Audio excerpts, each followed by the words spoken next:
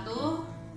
Halo teman-teman peserta maupun instruktur yang terlibat dalam acara latihan instruktur dasar pimpinan cabang Ikatan Mahasiswa Muhammadiyah Blora.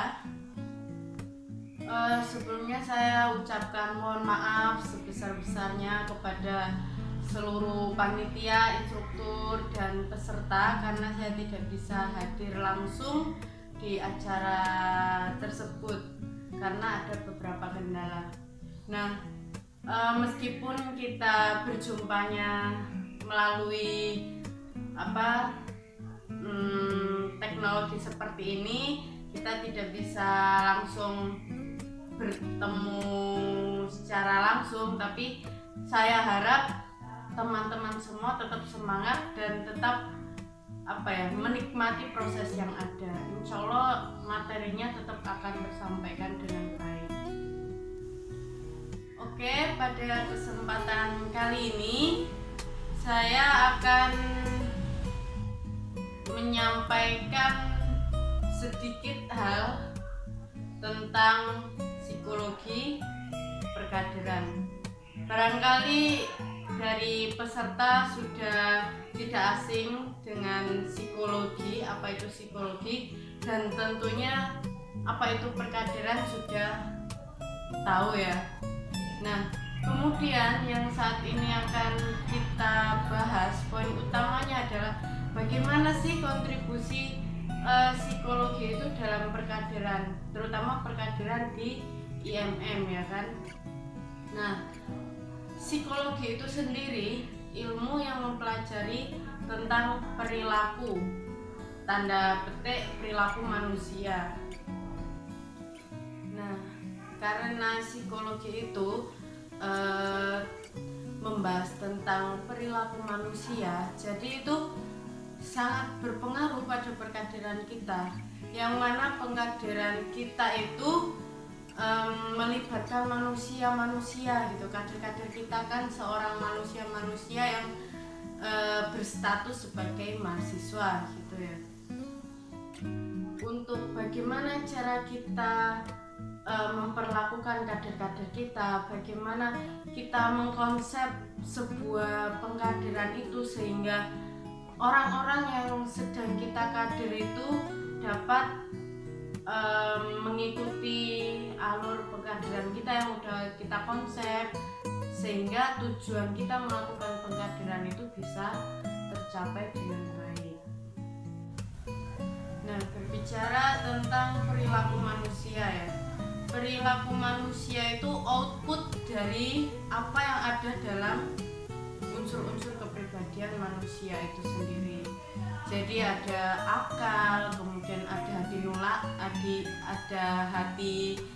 hati nurani itu ya. Nah, itu yang bisa kita observasi adalah perilakunya.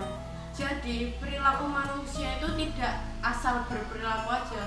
Manusia ketika merokok, dia tidak hanya asal ambil rokok kemudian menyalahkan rokoknya kemudian merokok, tidak sekedar itu, tidak semudah apa yang kita lihat, karena di dalam diri yang sedang merokok itu ya, contohnya itu banyak hal-hal, misalkan di pikirannya itu dia sedang memikirkan sesuatu, kenapa aku merokok, apa kebutuhan atau apa dan lain-lain.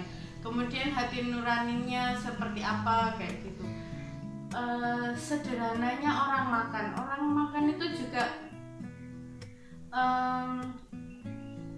tidak sekedar makan kemudian kenyang selesai, bukan, tapi di dalamnya itu yang tidak bisa kita observasi tanpa menggunakan alat tes. Nah, itu di dalamnya mungkin kenapa dia makan ini, kenapa dia makan itu, kita bisa temukan menggunakan alat tes. Perilaku pun itu tidak rata-rata tidak stagnan gitu ya bagi manusia, karena manusia dibekali akal dan dibekali perasaan. Jadi manusia cenderung akan dinamis dalam berperilaku. Nah, dinamis itu nanti yang kita sebut dengan berkembang. Nah, itu nanti ada namanya psikologi perkembangan. Psikologi perkembangan itu perkembangan manusia itu dalam berperilaku itu dapat diraih dengan proses belajar yang nanti kita sebut dengan psikologi belajar. Dalam psikologi perkembangan dulu ya.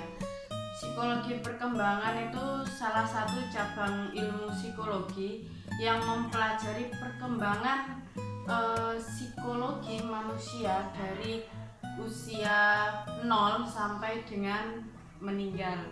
Nah, kemudian yang kita hadapi adalah kader-kader mahasiswa, kader-kader yang saat ini menjadi mahasiswa. Selagi kader kita itu masih hidup ya, jadi masih ada kemungkinan untuk berkembang dan mereka pasti berkembang. Namun perkembangan itu sesuai apa yang dia pelajari. Ya, seperti halnya waktu kita di sekolah belajar membaca ya. Kita pertama diajari membaca ABC. Nah, selagi kita tidak menemukan hal yang baru, kita tidak menerima informasi yang baru, bagaimana itu cara menghubungkan antara B dan A sehingga menjadi B, kita hanya bisa satu-satu A, B kayak gitu. Tapi karena kita dilatih, karena kita mengikuti sebuah proses pembelajaran sehingga kita bisa menyebut B dan A itu bang.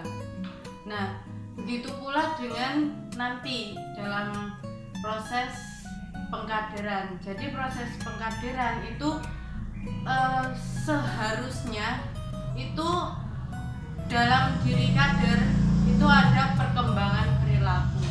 Entah itu perkembangan perilaku yang seperti apa itu tergantung dari instruktur yang mengemasnya dengan tujuan seperti apa. Tadi saya katakan bahwa perkembangan perilaku manusia itu dapat dicapai melalui proses pembelajaran. Nah, di situ peran peran pengkaderan dalam perkembangan itu. Jadi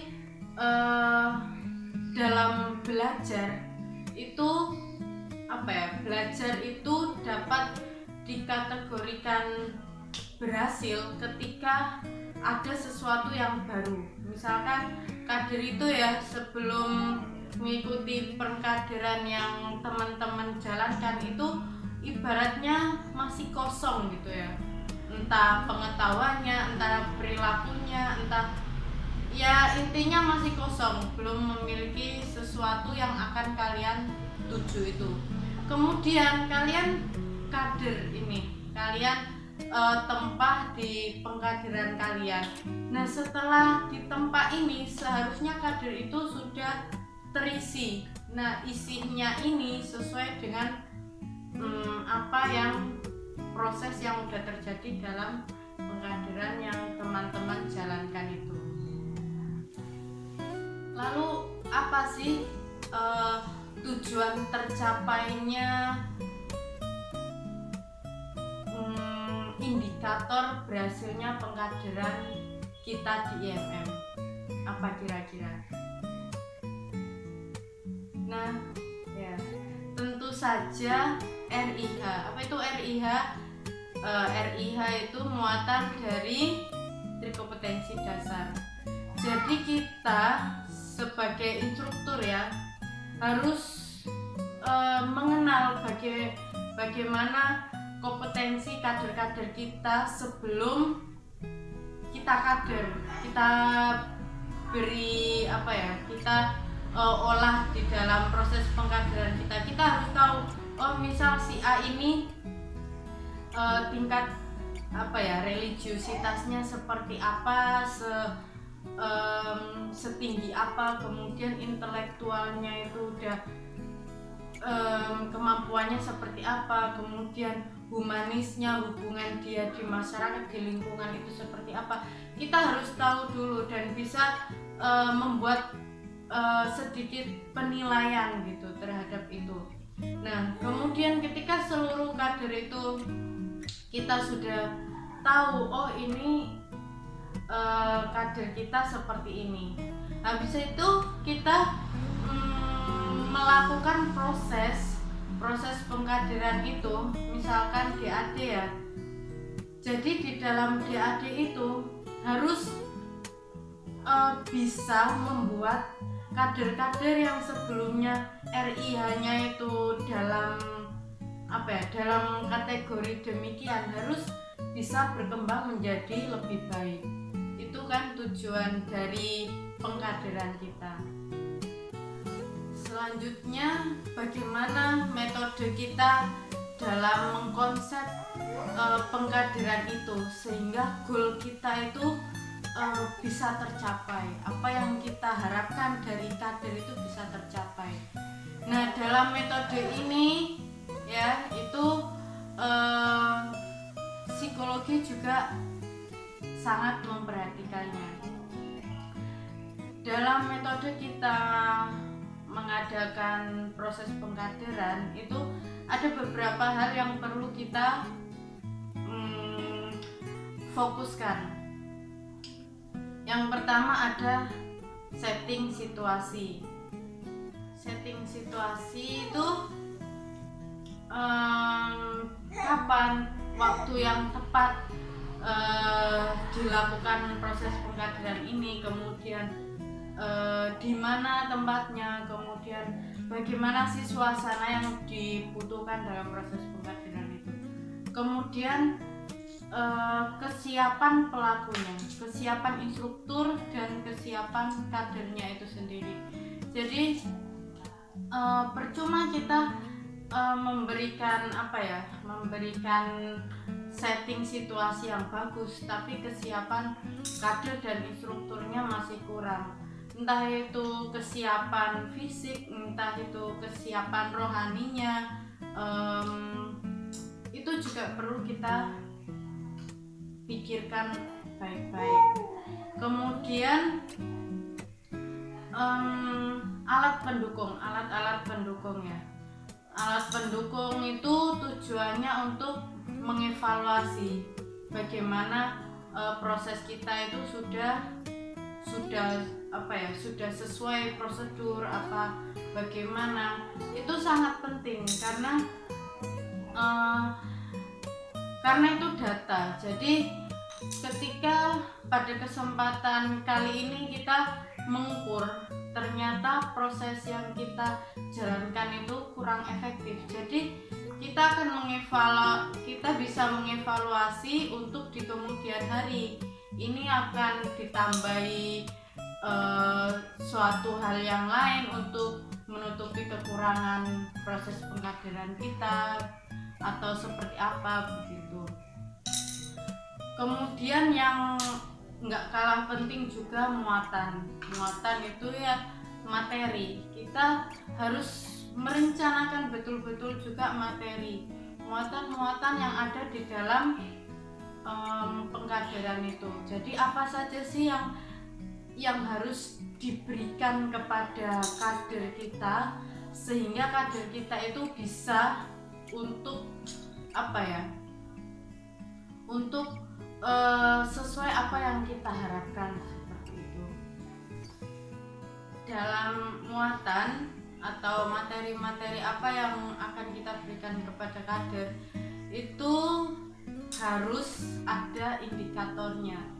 Indikator itu untuk mengukur, oh ini nanti materinya itu bisa mencapai kader itu bisa mendapatkan hal ini di dalam materi ini. Jadi nanti barangkali ada indikator yang belum tersampaikan di materi tersebut, nah itu nanti akan menjadi tugas teman-teman instruktur.